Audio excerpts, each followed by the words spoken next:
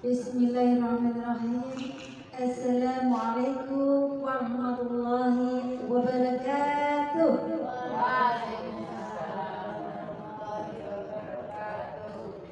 Alhamdulillahi nahmaduhu wa nasta'inuhu wa nastaghfiruhu wa na'udzu billahi min shururi anfusina wa min sayyi'ati a'malina.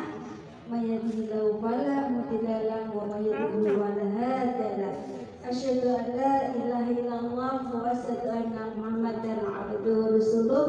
Rabbi shrah li sadri wa yassir li amri wahlul 'uqdatam min lisani yafqahu qawli.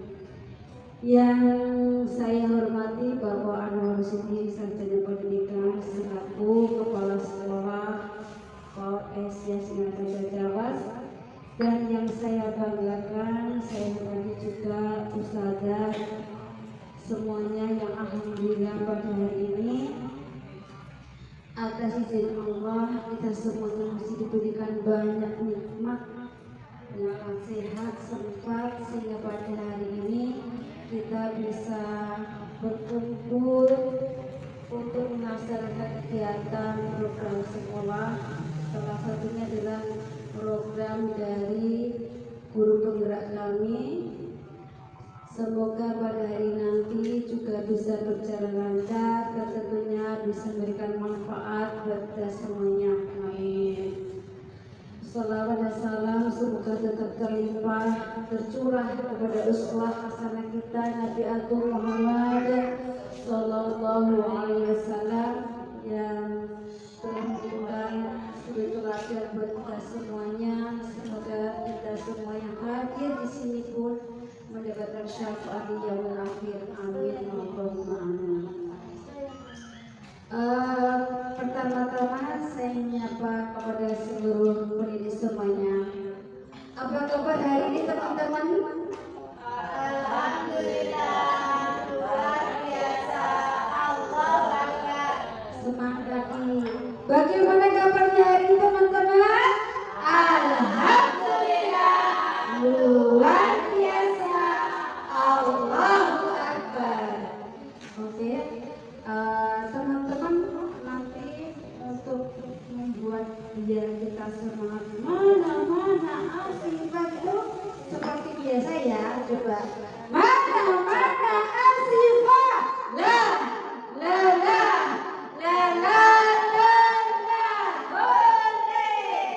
kami Asifah. Oke, selanjutnya hari ini teman-teman semuanya, kami diberikan amanah untuk destinasi budaya positif.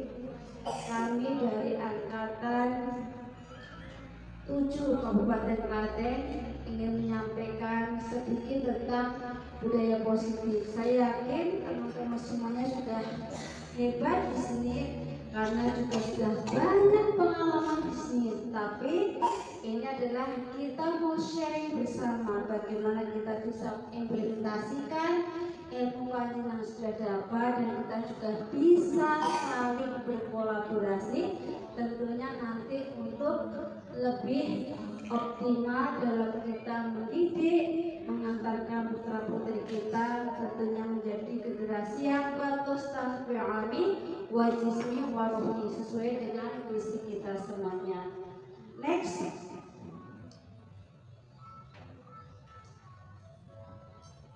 Salam dan bahagia. Assalamualaikum warahmatullahi wabarakatuh.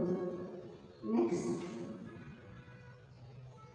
Saya sendiri selaku pemateri yang akan menyampaikan tentang sosialisasi budaya positif ini kepada teman-teman semuanya.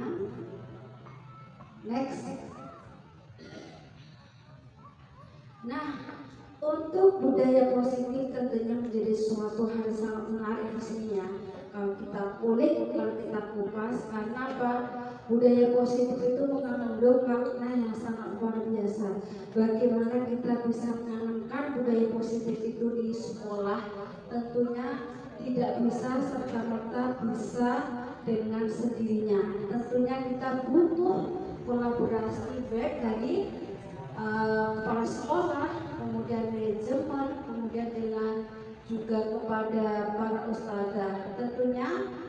kita juga akan berkomunikasi dengan anak didik, karena di sini adalah anak didik sebagai pelaku utama dalam kita menerapkan budaya positif yang ada di sekolah selain ustazah atau pendidik. Nah, di sini ada pertanyaan pematik buat kita semuanya yang bisa menjadikan suatu mungkin motivasi atau mungkin inspirasi atau mungkin hal-hal yang bisa kita kulik lebih dalam. Di sini adalah setuju atau tidak setuju. Hukuman dapat mendisiplinkan kepada anak. Itu dengan ada dalam dirinya sendiri. Bisa nggak ya? Kemudian kedua, pemberian hukuman dengan hal positif seperti membaca atau membersihkan halaman sekolah dapat meningkatkan disiplin anak. Ketiga, memberi penghargaan dapat meningkatkan motivasi belajar anak. Tentunya panjenengan semua sudah memiliki pengalaman di sini bagaimana penerapan hukuman atau mungkin konsekuensi dalam menerapkan budaya positif di sekolah. Next. Nah, di sini kita akan belajar secara keseluruhan. Ini materi yang nanti akan saya paparkan. Ini adalah disiplin positif. Ini adalah dari Dr. William Glasser. Nah, dari keseluruhan nanti, insya Allah nanti akan saya sampaikan kepada teman-teman semuanya. Jadi nanti kita akan belajar lebih dalam bagaimana makna disiplin, kemudian teori motivasi, kemudian 5 posisi kontrol, dan tentunya untuk menerapkan 5 posisi kontrol kita mengetahui kebutuhan manusia yang menjadi dasar bagaimana kita akan menerapkan budaya positif tersebut. Lanjut. Nah, kita akan menerapkan apa makna disiplin. Disiplin berasal dari bahasa Latin disciplina yang artinya belajar. Belajar itu banyak sekali ya. Belajar untuk memahami lingkungan, belajar untuk berteman, belajar untuk mengolah emosi, belajar untuk membaca, dan semuanya adalah yang berhubungan dengan belajar manage itu adalah semua yang berhubungan dengan disiplin. Kemudian makna asal dari kata ini berkonotasi dengan disiplin diri dari murid-murid Sokrates dan Plato. Disiplin diri membuat orang menggali potensinya menuju sebuah tujuan apa yang dia hargai. Kemudian, namun dalam budaya kita, makna kata disiplin telah berubah menjadi sesuatu yang dilakukan seseorang pada orang lain untuk mendapatkan kepatuhan di sini. Nah, kecenderungan umum adalah menghubungkan kata disiplin dengan ketidaknyamanan, bukan dengan hal yang kita hargai atau pencapaian suatu tujuan dunia.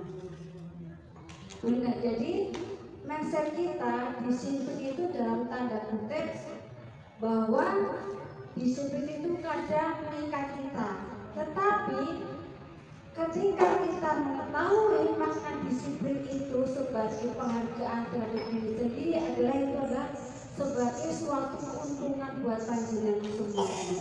Nah, tapi kita nanti lebih mendalam, kita lanjut lagi. Yuk. Nah, dalam disiplin itu ada nilai-nilai kebajikan universal yang harus kita ketahui di sini. Apa? Nilai-nilai kebajikan kebajikan adalah sifat-sifat positif manusia yang merupakan tujuan mulia yang ingin dicapai setiap individu. Nilai-nilai tersebut bersifat universal, umum, dan lintas bahasa, suku, bangsa, agama maupun latar belakang. Nah, di sini nilai-nilai kebajikan universal ini adalah setiap perilaku atau perbuatan memiliki sebuah tujuan tertentu. Benar, jadi kita akan melakukan sesuatu itu tujuannya apa? Untuk melatih tanggung jawab mungkin, untuk melatih kemandirian, atau mungkin untuk lebih meningkatkan iman dan takwanya bisa. Kemudian dengan mengaitkan nilai-nilai kebajikan yang menjadi seseorang, maka akan memunculkan motivasi intrinsiknya sehingga terbangun untuk menggerakkan motivasi diri dalam mencapai tujuan mulia. Nah, yang sudah kita ketahui teman-teman, untuk nilai-nilai kebajikan yang ingin dicapai setiap anak di Indonesia kita kenal dengan apa teman-teman? Profil Pelajar Pancasila. Saya yakin teman-teman, apa aja sih profil pelajar Pancasila? Yang pertama, nilai-nilai kebajikan. Ini hubungannya dengan beriman dan bertakwa kepada Allah Subhanahu wa taala, atau kalau kita ya, atau Tuhan Yang Maha Esa. Kedua, nilai kemandirian. Kemudian yang ketiga, bernalar kritis. Kemudian kebinekaan global. Selanjutnya bergotong royong dan kreatif. Nah, ini semua adalah program dari Merdeka Belajar. Panjenengan semua sudah bisa memasukkan nilai-nilai pembelajaran itu dalam kegiatan pembelajaran. Hal yang mana yang harus ditonjolkan, hal mana nilai-nilai universal yang akan ditonjolkan untuk meningkatkan dari keenam nilai profil pelajar Pancasila tadi. Monggo nanti setiap pembelajaran di kelas pun pasti ada tujuan tertentu. Bagaimana kita akan meramu membuat instrumen itu nanti biar bisa mencapai tujuan yang kita akan kehendaki. Lanjut. Ini hubungannya dengan teori motivasi, hukuman, penghargaan atau restitusi. Next. Nah, ini teori motivasi perilaku manusia.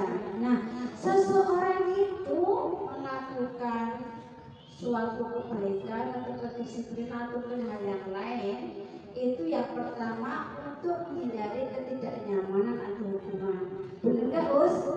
Misalkan panjenengan datang lebih awal, berarti nanti kalau datangnya terlambat mesti dapat apa teman-teman? Hukuman. Atau mungkin ada anak didik yang SD atau SMP tidak mengerjakan tugas, berarti dia biar bisa melakukan pekerjaan dengan baik, berarti dia harus bisa tepat waktu mengerjakan tugas. Berarti agar tidak terkena apa teman-teman? Hukuman. Nah, ini ternyata ini adalah motivasi eksternal teman-teman. Jadi karena belum ada dalam diri sendiri, karena aku melakukan sesuatu, karena nanti aku dihukum, aku nanti dapat sesuatu teguran dari sekolah. Itu adalah yang perlu kita cermati. Kemudian yang kedua, untuk mendapatkan imbalan dari orang lain atau institusi. Nah, ini juga motivasinya adalah eksternal, karena jujur saja mungkin kali tempat kita bisa misalkan ya, hadiah untuk ustazah yang disiplin, misalkan gitu. Ini juga bagus, tapi nanti juga menimbulkan suatu hal karena motivasinya dari mana?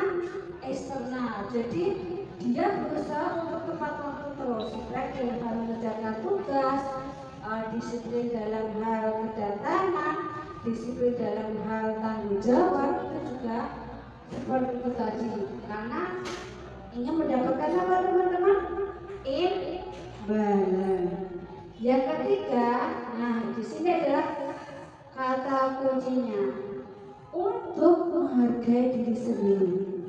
Saya akan menjadi orang seperti apa bila saya melakukan seperti ini. Contohnya gini, saya belajar tanggung jawab.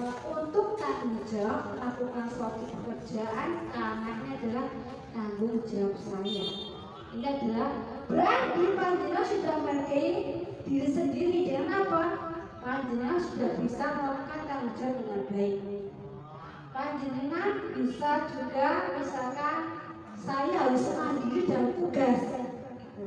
Berarti ya caranya berusaha menghargai diri sendiri, saya harus mandiri. Nah, di sini adalah nilai-nilai yang harus kita bangun.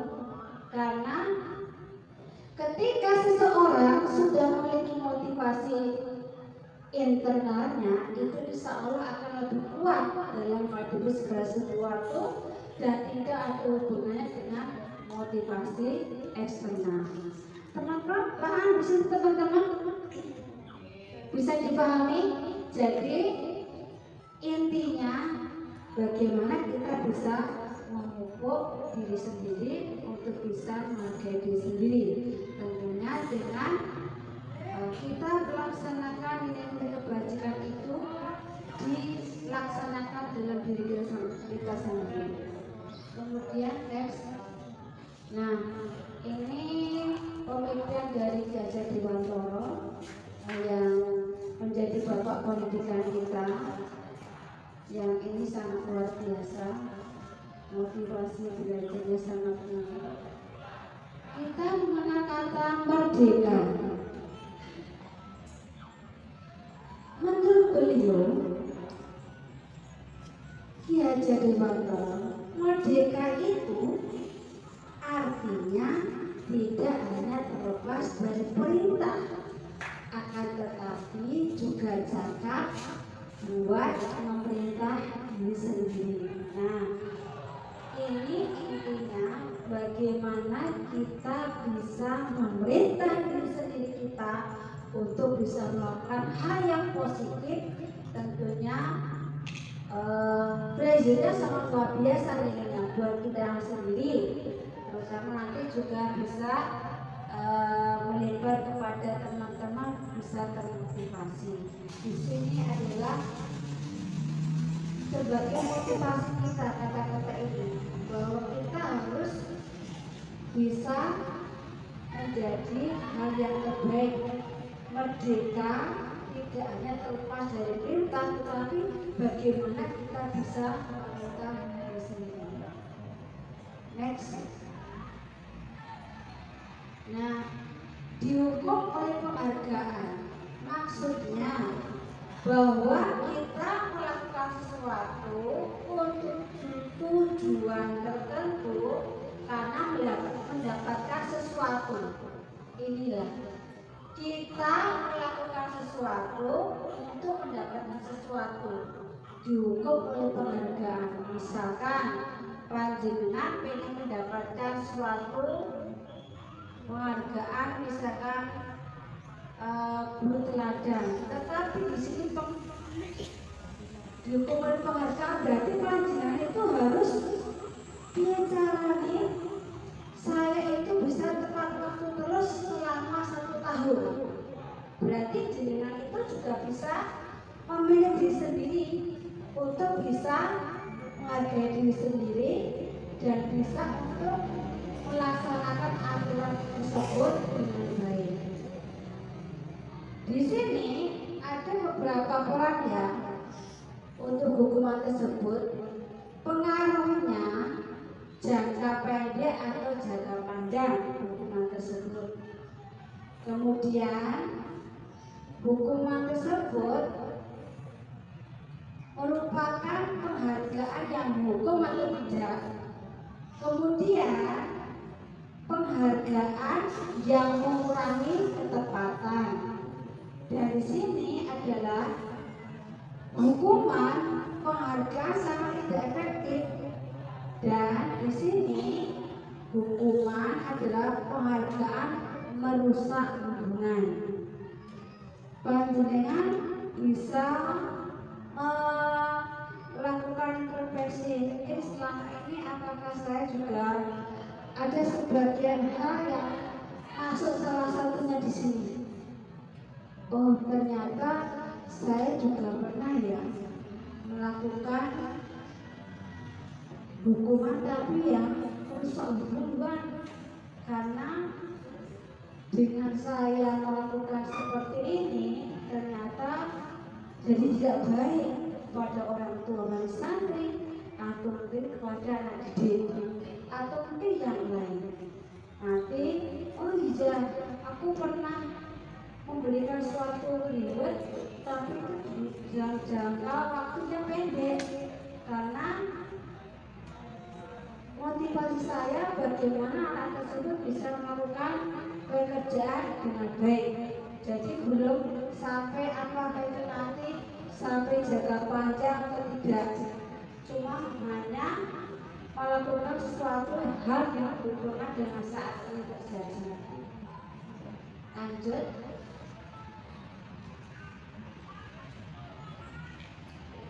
Nah, yang tadi dihukum oleh penghargaan itu, pengaruhnya penghargaan itu akan menurunkan kualitas,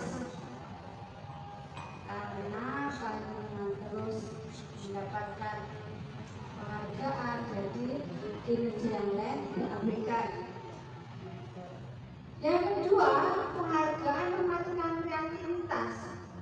Dengan penghargaan yang diberikan, artinya sebenarnya orang ini adalah kreatif, tapi karena dia menginginkan sesuatu berarti bisa mematikan nilai-nilai yang dipunyai dari orang tersebut.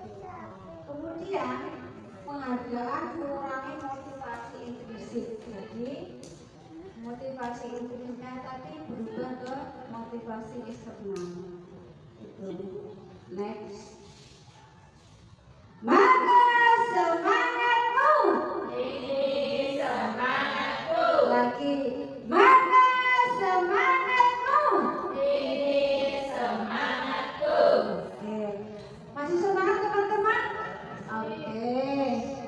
Lanjut lagi ya. Sekarang, nah, bentuk program kebajikan atau apresiasi. Dalam memberikan apresiasi atau pengakuan perlu diingat beberapa hal, teman-teman. Apa itu? Satu, beri pengakuan secara khusus. Misalkan ada beberapa orang melakukan kesalahan atau melanggar peraturan, panjenengan tetapi dia secara khusus tadi kakak tadi dan tadi yang belum betul, atau mungkin nanti diarahkan seperti kakak benar dalam hal kamu menyampaikan pendapat. Kemudian beri pengakuan secara pribadi langsung dipanggil atau didengar. Jadi seperti ini loh Kak, kalau mengerjakan atau mungkin tadi cara menyampaikan pesan atau mungkin tadi datanya belum tepat waktu, jadi berarti bisa seperti apa. Kemudian yang ketiga, beri pengakuan kepada semua bergantian, jadi secara kolektif. Kemudian beri pengakuan secara konsisten, terus menerus, karena hal tersebut tidak hanya sekali. Kita apalagi yang usia TK itu butuh sesuatu yang impulsnya itu sering, biar apa? Menjadi suatu kebiasaan. Kemudian fokus pada proses, benar, karena apalagi tetap kita adalah anak didik, yang usianya itu antara 3 sampai 6 tahun. Di sini adalah bagaimana kita akan mengantarkan anak-anak itu melalui prosesnya dulu agar mendapatkan suatu tujuan akhirnya. Walaupun tujuan akhirnya itu lama, tidak apa-apa, kita nikmati aja. Karena proses itu adalah indah pada waktunya. Jadi ketika kita akan punya target nih, anak itu bisa mandiri mengacungkan baju berkancing. Gak apa-apa, prosesnya anak itu nomor jangan antara satu orang dengan anak yang lain. Si anak satu tidak bisa 5 mengacungkan baju, yang satu aja masih lama, nggak apa-apa, tetap aja semangat nih. Atau yang lainnya sudah 2 dengan waktu yang sudah ditentukan, nggak apa-apa. Yang penting kita sebagai guru motivasi, kemudian tetap selalu memberikan arahan agar tetap selalu menyelesaikan tugasnya dengan baik. Next. Ya, ini saya akan mengajak teman-teman yang punya tulisan atau buku bisa ditulis nanti bersama-sama ya. Diingat sama jenengan. Ini nanti hukuman atau konsekuensi. Siap? Nanti kalau saya panggil berarti langsung jawab. Mencatat 100 kali dalam buku kalimat saya tidak akan terlambat lagi karena terlambat ke sekolah. Pesan dari ini apa yang ditulis? Hukuman atau konsekuensi?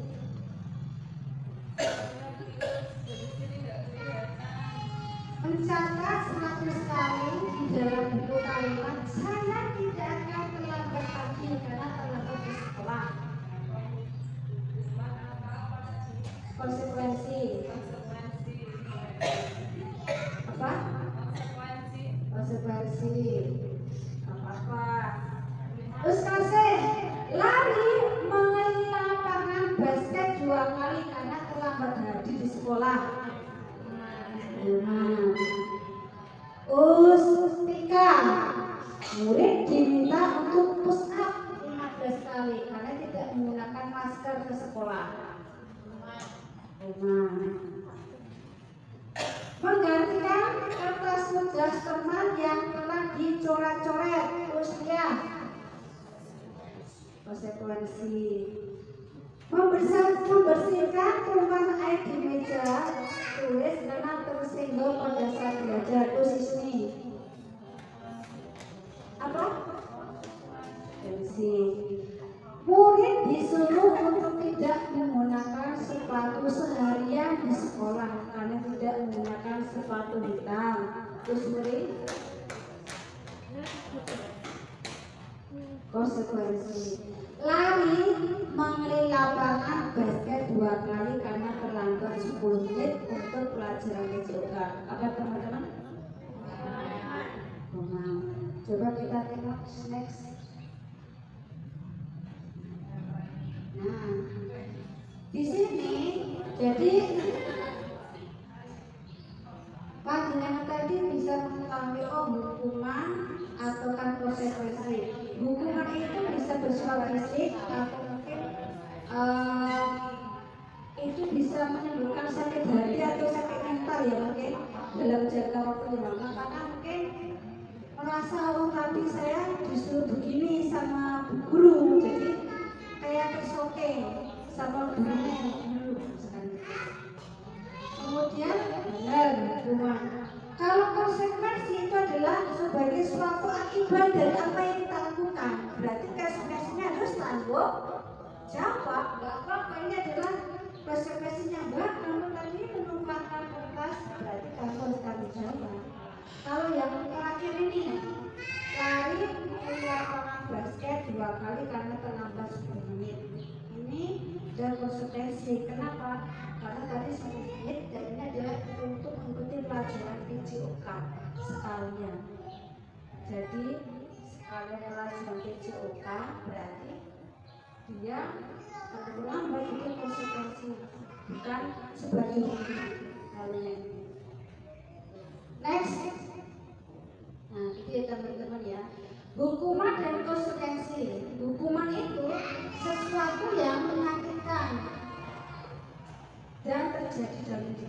Mungkin teman-teman teman-teman juga punya memori itu teman-teman. Kayak kenapa aku ya dulu zaman dulu itu mesti pernah saat fisik sport juga pernah. Nanti kita share kayak apa.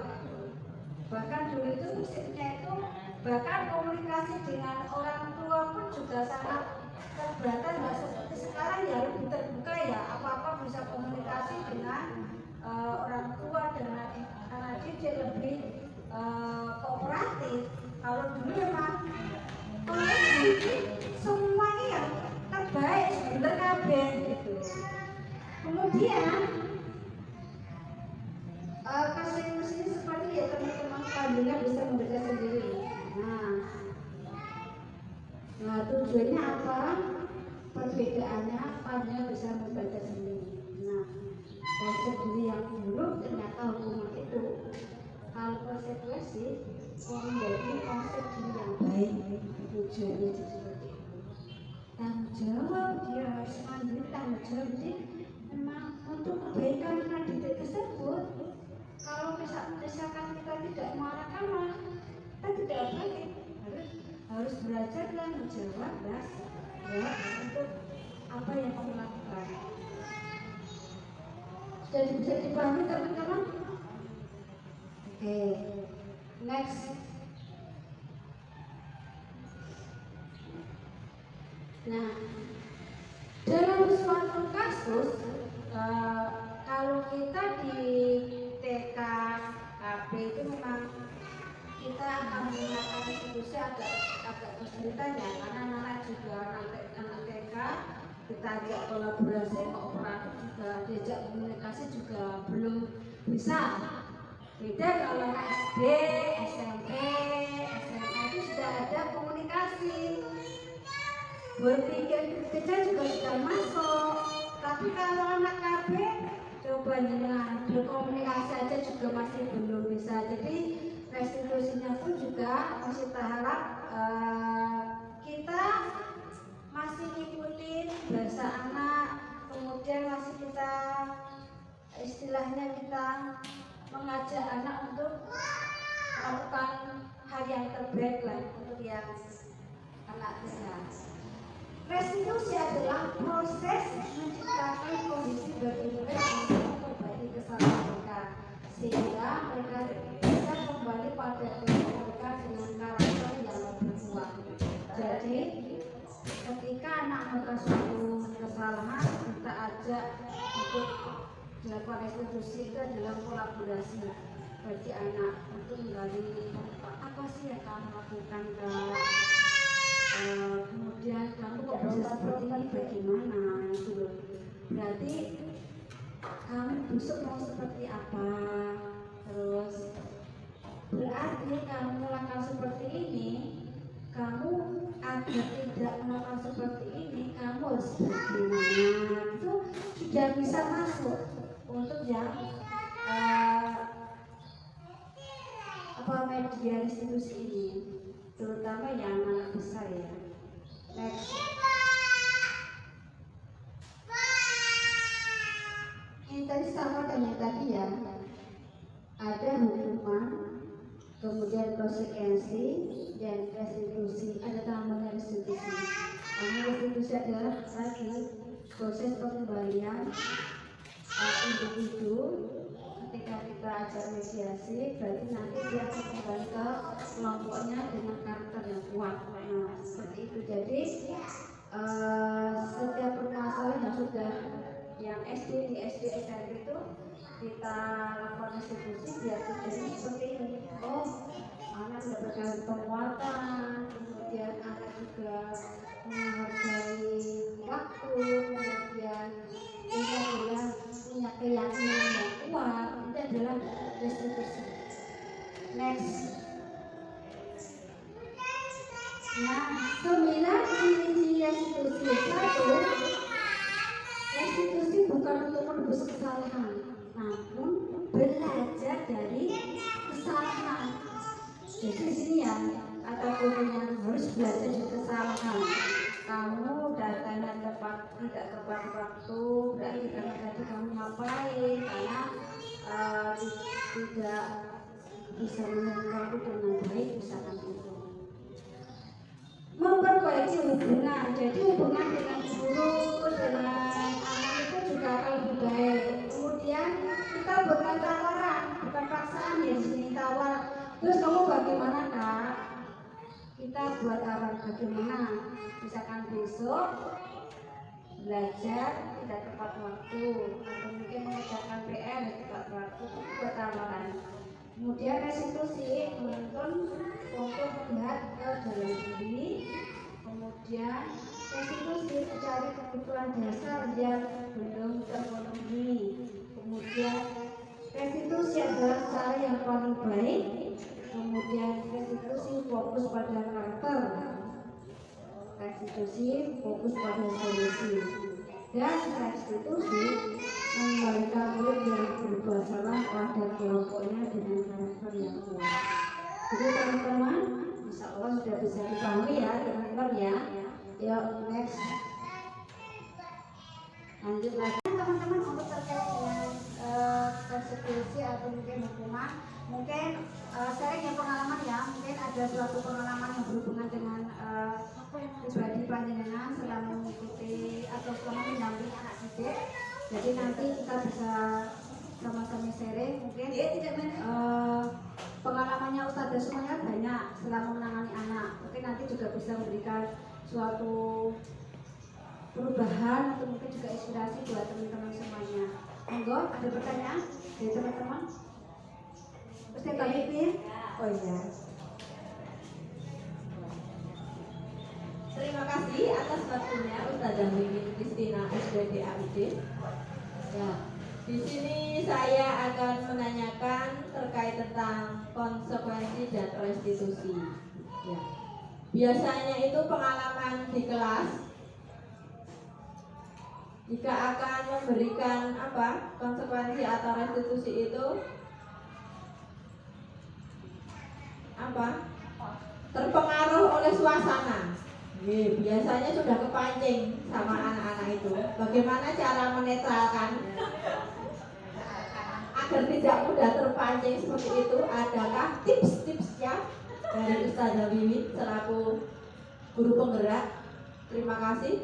Ya, sangat bermanfaat banget apa yang sudah dipaparkan hari ini tadi. Semoga kita bisa sedikit demi sedikit mengaplikasikannya di kehidupan di sekolah maupun di rumah maupun di lingkungan semuanya. Terima kasih Ustazah Wiwi, seperti itu.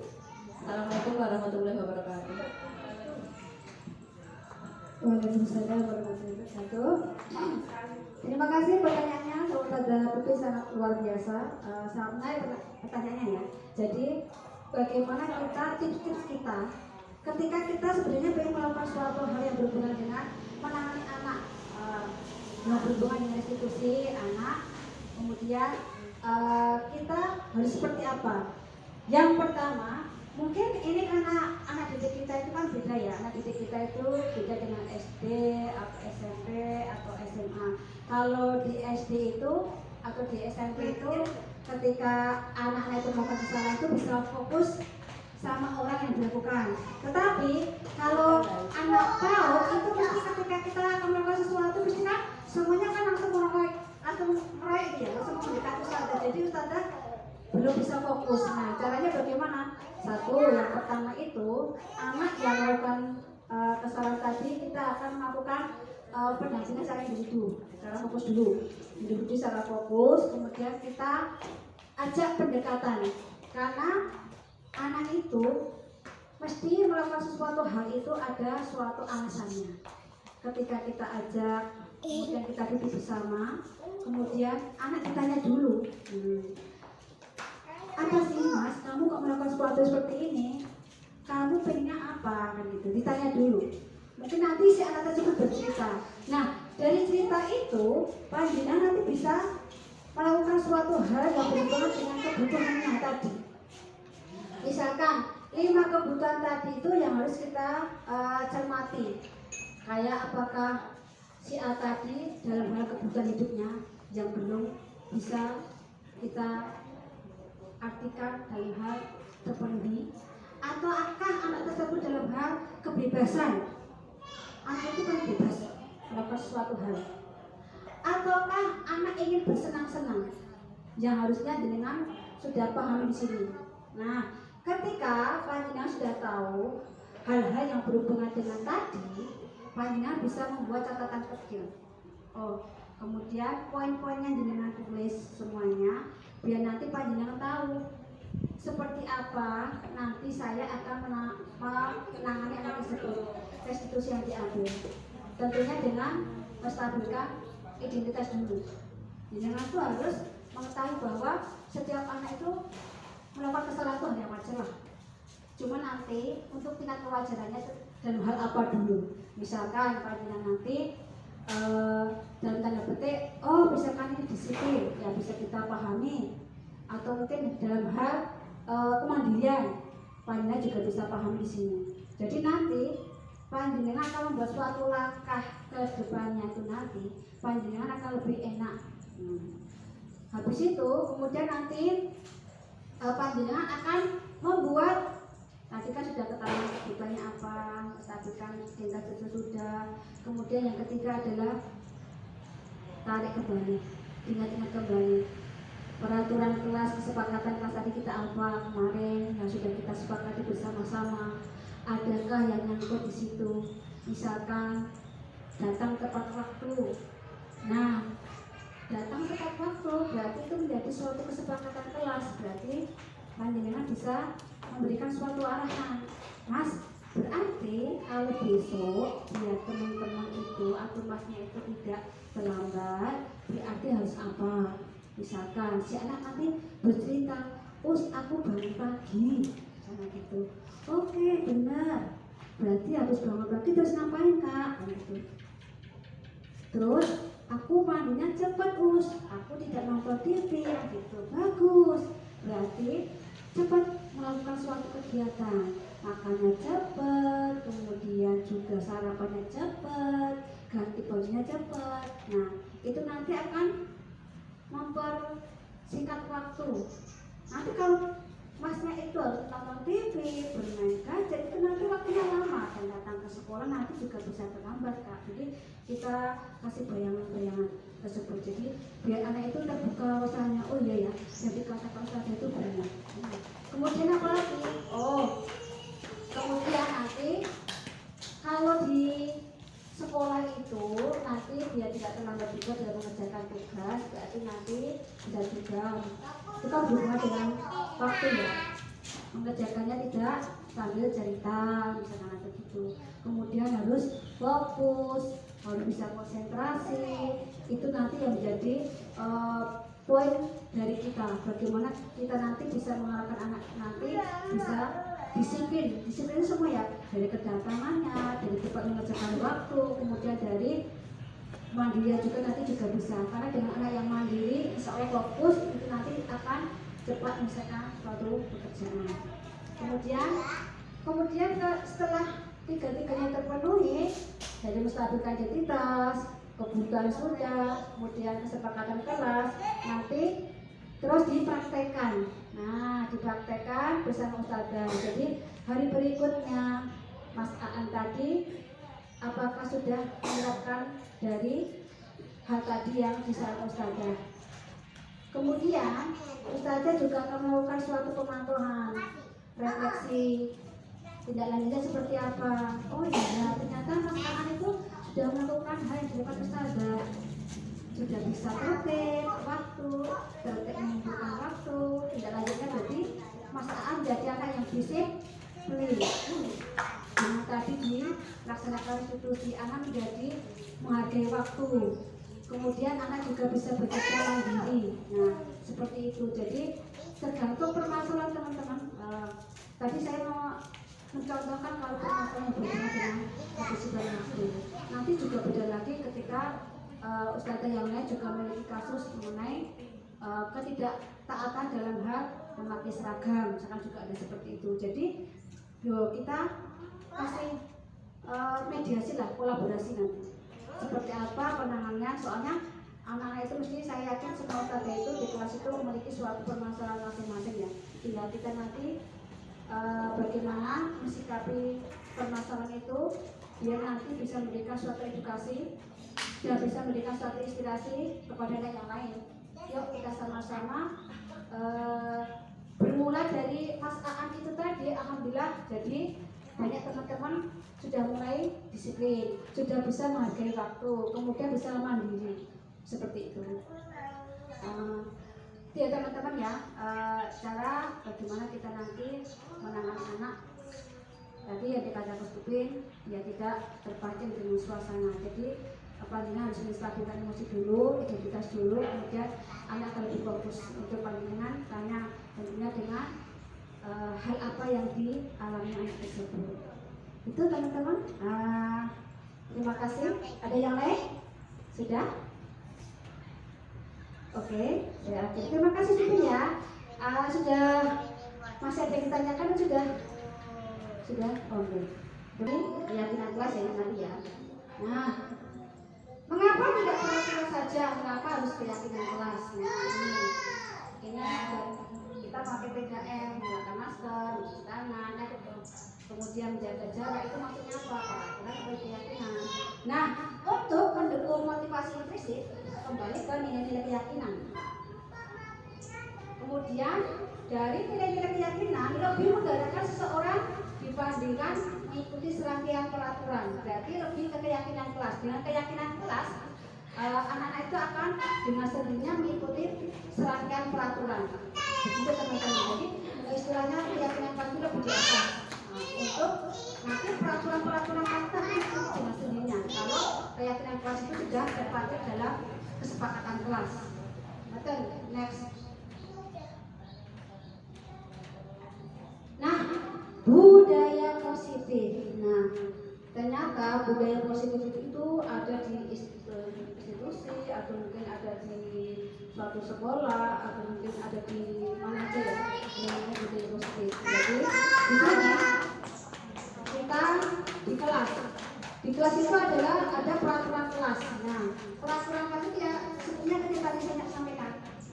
Naik ke atas jadi keyakinan kelas. Nah, karena dengan sendirinya nanti keyakinan kelas nanti peraturan kelas akan mengikuti. Kemudian, nah untuk semua tadi yang menjadikan peraturan kelas ini kan hal yang positif. Kemudian di kelas nanti akan tercipta lingkungan positif karena sudah kita buat segala sesuatu tadi yang berhubungan dengan peraturan kelas. Saya yakin di kelas itu teman-teman antara TK, KB, A1, A2, A3 sudah memiliki aturan kelas masing-masing dan aturan kelas pun juga sudah disepakati bersama buat kesepakatan kelas. Biar apa? Biar mereka juga paham, oh kak ini adalah kesepakatan kita bersama. Jadi nanti kalau misalkan ada yang keluar dari kesepakatan nanti bisa kita ingatkan tentunya. Sudah bisa di teman-teman di kelas sudah tertata ya teman-teman ya budaya kelasnya untuk yang aturan kelas yang berhubungan dengan keyakinan. Saya yakin semua sudah punya semuanya. Ada kan teman-teman? Dan insya Allah juga anak didik juga sudah sesuai dengan yang diharapkan ustadzahnya karena ustadzah juga memiliki suatu peran di sini sebagai motornya. Pengen seperti apa sih kelas saya nanti? Berarti saya akan menciptakan budaya positif yang seperti apa? Oh misalkan budaya positifnya A1 itu ya anak yang kreatif, kemudian peduli lingkungan misalkan itu yang jadi utama. Atau mungkin ya lainnya atau ya mandiri dan berpikir kritis.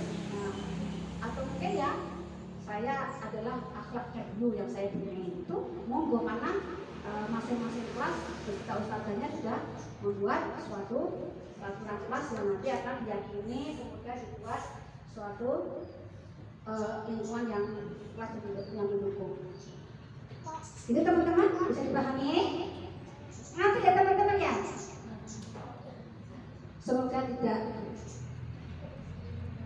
Are you ready? Yes, I am ready. Mama semangatmu. Ini semangatku. Lanjut. Nih, yang mana yang merupakan keyakinan kelas mengapa? Ini ada contoh kayak suatu poster ya teman-teman ya. Karena juga bisa buat sendiri poster seperti ini di dalam kelas atau mungkin nanti bisa ditempel. Ya jadi kesepakatan kelas masing-masing. Tentunya kita akan mengarahkan dari kesepakatan kelas ini menjadi suatu budaya positif. Yuk kita bersama-sama diskusi kepada teman-teman semuanya saling memahami bagaimana kita bisa saling menyayangi, kemudian kita saling support, kemudian kita saling menghargai, kemudian kita memberikan suatu hal yang positif dengan teman-teman. Ini adalah menjadi suatu cerminan bagaimana panjenengan semua nanti sebagai motor di sini untuk bisa mengarahkan anak-anak di panjenengan agar bisa lebih berkomunikasi. Lanjut.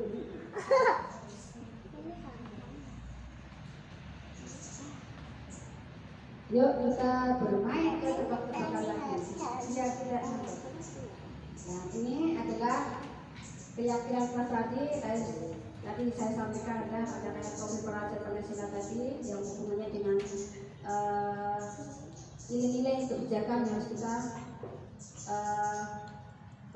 kita yakini, nilai-nilai secara universal. Ini peraturan sama keyakinan kelas. Selalu kembalikan buku ke tempatnya. Itu berarti keyakinan kelasnya seperti apa? Apa sih Kak? Nah kayak gitu. Nanti beda-beda nggak apa-apa. Jadi seperti saya sampaikan tadi di profil pelajar Pancasila, dilarang mengganggu orang lain. Apa sorry? Dilarang mengganggu orang lain.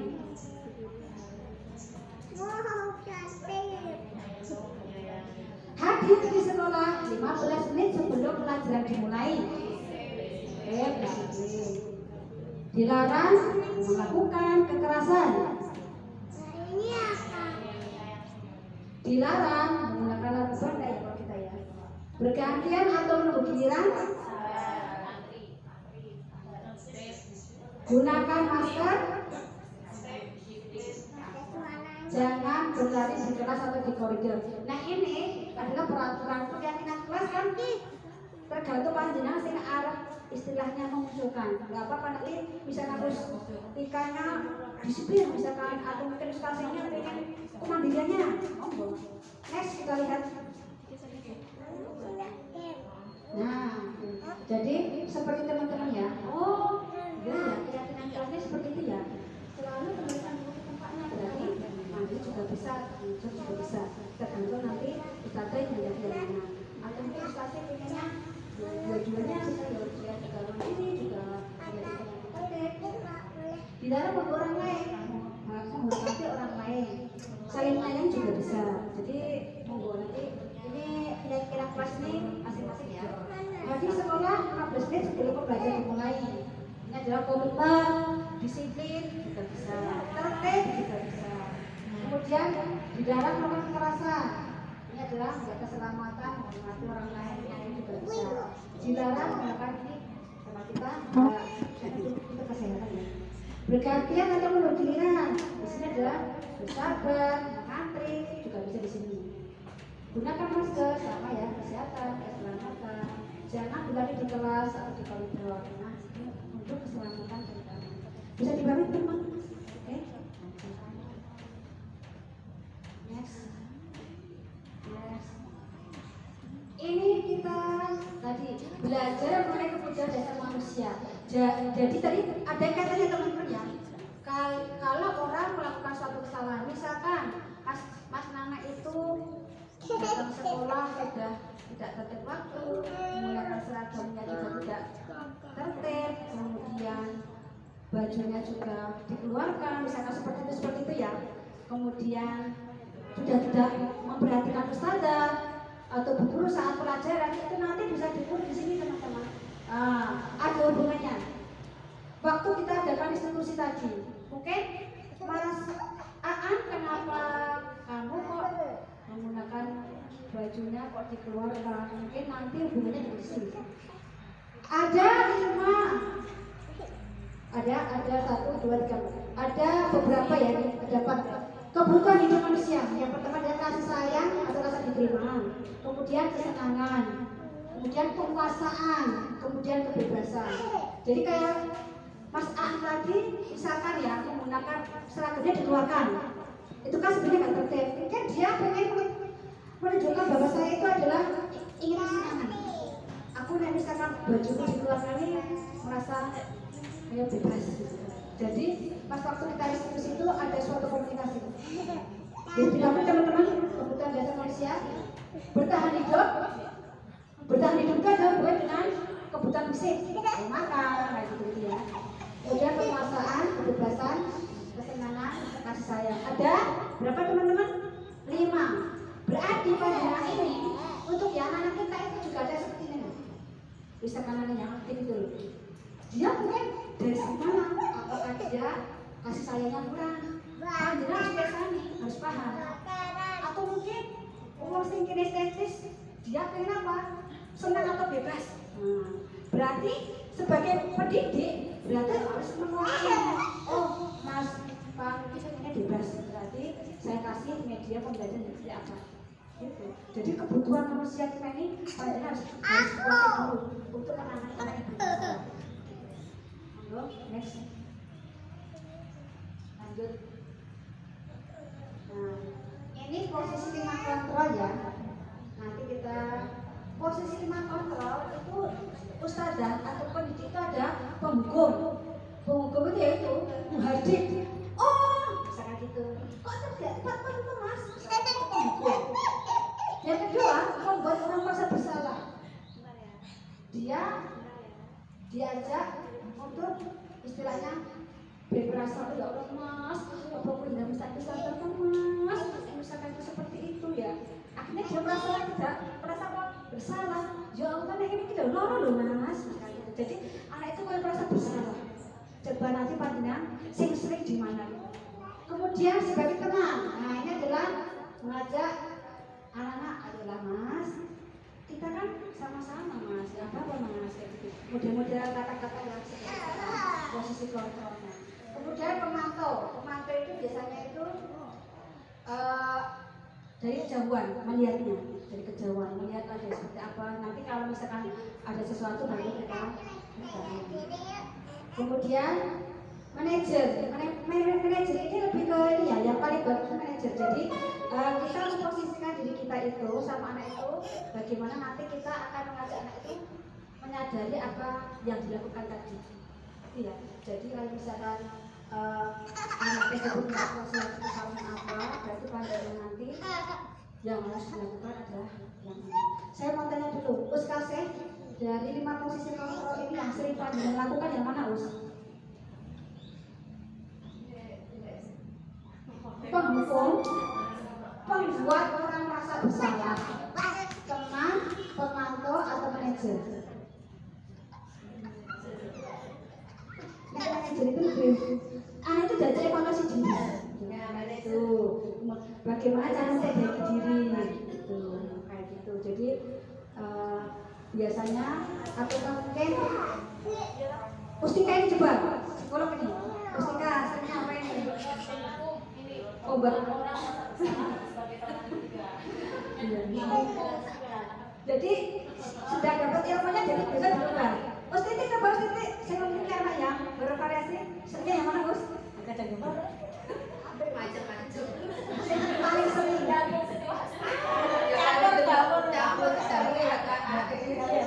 Jadi dari institusi ini harapan kita adalah bagaimana kita yang tadinya kalau pokok jangan ya membuat rasa bersalah teman pemantau itu kita berusaha untuk ini menjadi manajer ya teman-teman ya.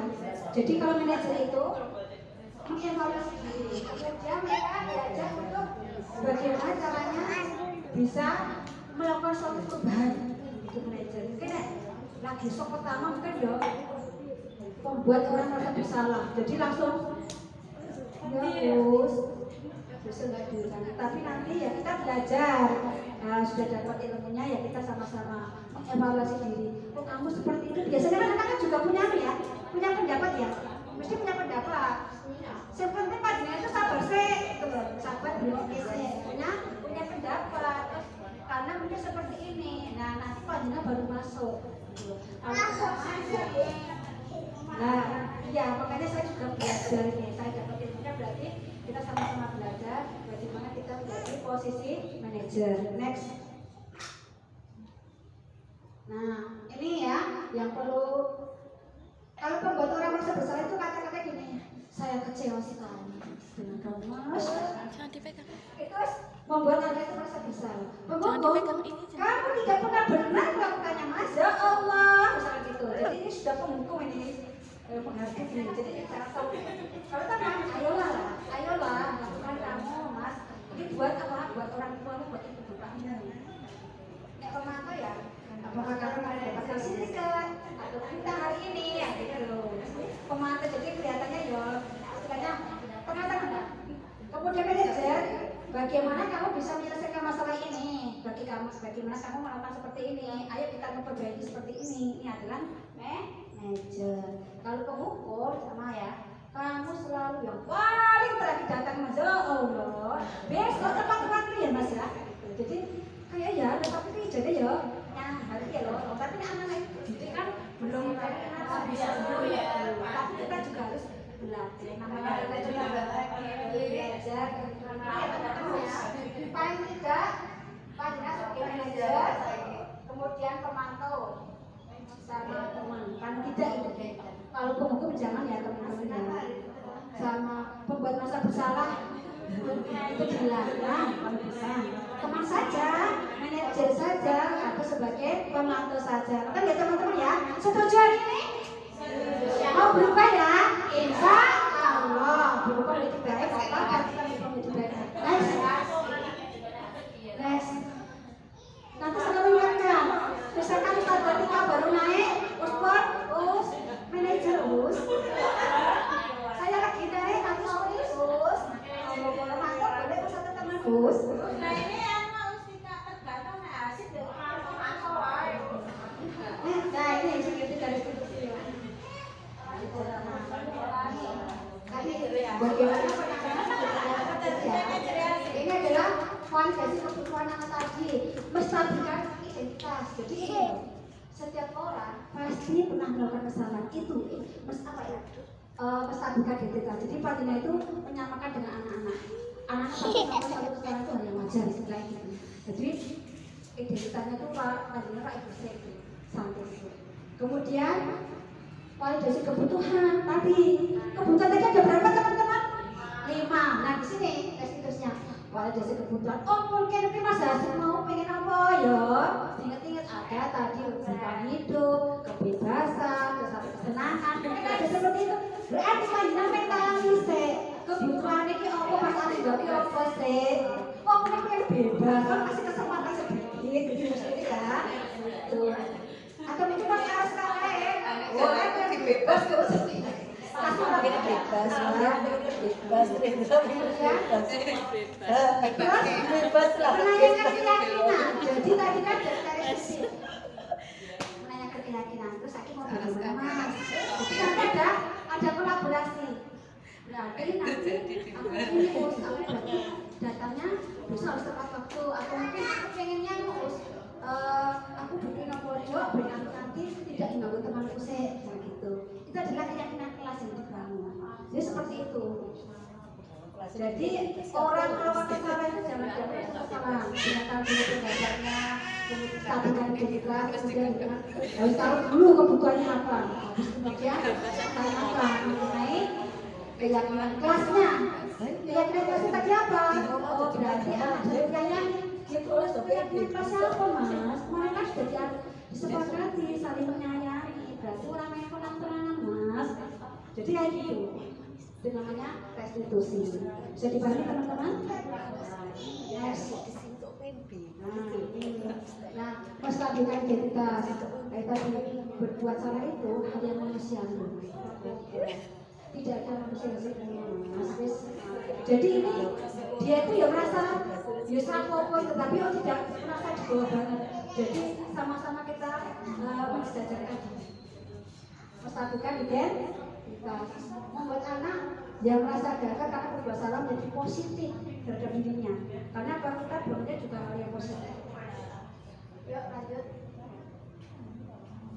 validasi kebutuhan. Tadi saya sampaikan ya, membantu murid mengenai basic kebutuhan dasar yang dipenuhinya. Jadi apakah powernya, kekuatannya, atau freedomnya, atau kasih sayang, atau apa, itu harus kita terima.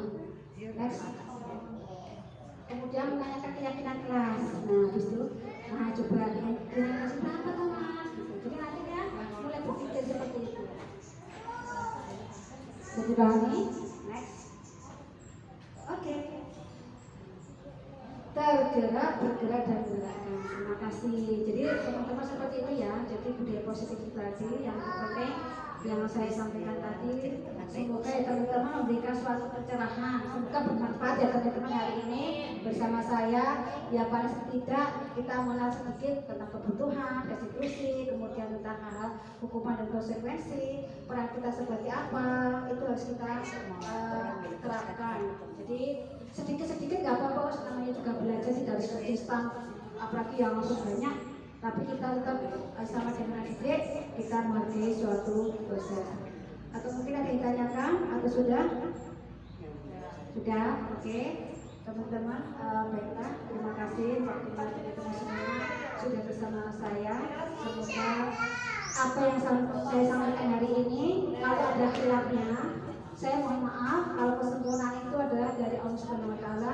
Semoga kita saling menyayangi teman-teman ya, dan kita juga selalu bahagia. Siapa teman-teman? Bahagia. Biar kita itu selalu awet umur dan selalu senang hati kita. Saya akhiri. Boleh taufik wal hidayah. Wassalamualaikum warahmatullahi wabarakatuh.